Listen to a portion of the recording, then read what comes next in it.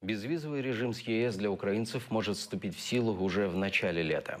Как ехать? Можно ли крымчанам и насколько? Ответы на эти вопросы искали журналисты «Заман». 11 июня. Ориентировочно украинцы уже смогут ездить в Европу без виз. Речь идет о туристических и деловых поездках, не превышающих 90 дней пребывания в Європі. Станом на зараз видано майже 3 мільйони біометричних паспортів. Це якраз, скажімо так, відповідь на те, скільки українців готові вже сьогодні скористатись безвізовим режимом. Давид Стулик из представительства ЕС в Украине утверждает, что даже когда безвиз вступит в силу, на границе будут задавать все те же вопросы, что и раньше. Но при этом дополнительные документы будут не нужны. Це є і документи, які кожен з нас, хто їздить, має з собою якусь там бронь, наприклад, електронну навіть готелу.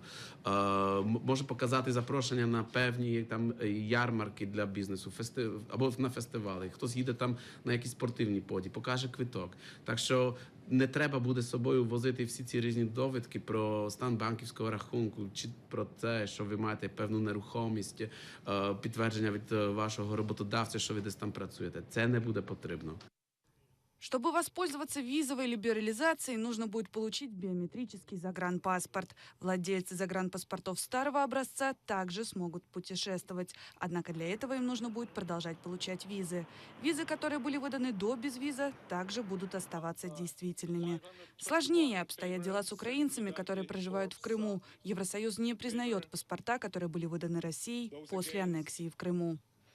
Вони можуть прибути на материкову Україну, отримати біометричний паспорт.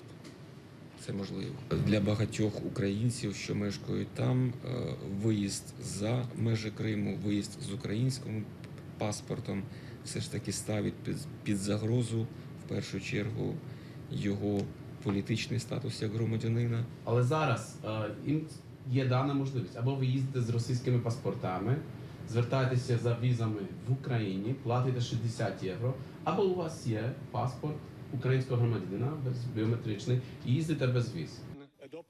До получения долгожданного безвиза Украине предстоит пройти еще несколько формальных шагов. В конце апреля послы стран Евросоюза должны утвердить безвиз. В мае запланировано голосование Совета глав МИД, далее подписание документа. Последний этап решения о безвизе должно быть опубликовано в официальном вестнике Евросоюза. Елизавета Цареградская, Эльдар Тарахташ, Заман, АТР.